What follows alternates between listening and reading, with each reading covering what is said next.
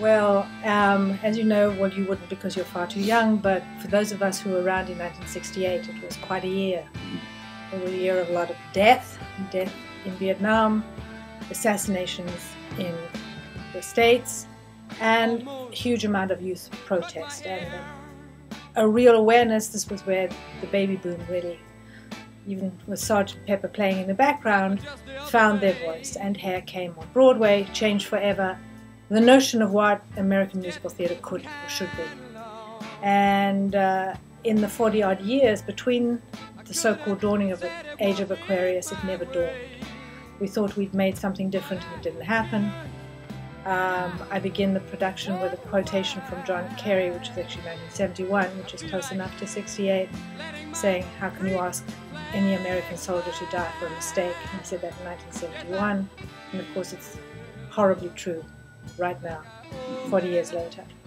So I felt that it was important to do a piece that seemed to empower youth and remind them of their power and responsibility, which is what the play does. Okay. And how do you, because the play, at least to me, Hair feels so, like there's so many icons from that specific era, even though they're incredibly relevant now. So how do you bridge that gap? Just I did it by making a virtue out of a necessity. Because I decided to have 40 kids in the show, I didn't have a costume designer.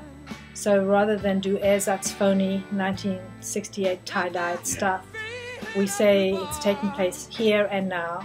They're unambiguously kids in their contemporary clothes, in our theatre, in a theatrical context, paying tribute to 1968. So I added a pre-show ritual in which we pay tribute to the fallen, and it contextualizes. Okay.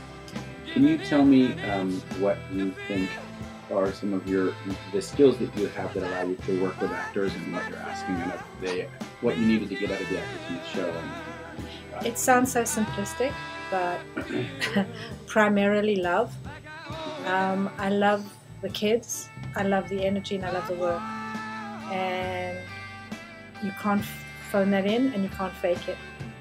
And with the two last shows I've done with the undergraduates, we've done it with a minimum of tech support, but a maximum involvement of the students and their own passion and their own energies and their own commitment. And in both those shows I have built the pieces on the authentic student energy, an energy that is real, that feeds me. I go in, I feel like I'm being plugged into an energy source. I come in at the end of an academic, bureaucratic day, and I get into that rehearsal room and they plug me into their energy, and we're all, for 4 or 5 hours, flying off the roof. And harnessing and honing and shaping that wild, free passion and energy is what I do best. So is that what you would say when you're watching auditions and you're looking at actors that you're potentially going to work with? Is that sort of energy one of the first things you look for, or what sort of things do you look for in actors when you're thinking about working with them? Well, again, it would be two different things. The first basic fundamental craft demand, and I basically took every kid who could hit pitch accurate, because here they have to sing. So being able to hit pitch was just because we saw, I think, 120 of them. Not a yes, no. actors and assassins. No, not necessarily. And then second was the hot desire to be there. If they were kind of, at the beginning of the semester when I came back after casting them, there were a couple who said, well, yes, they want to be in the show, but they had an evening class, and I went, choose. And so there were a couple we lost, but then there were two kids who had not known about it. One was a little one, 13, coming in fresh, dance major, and the other was a kid from Sweden.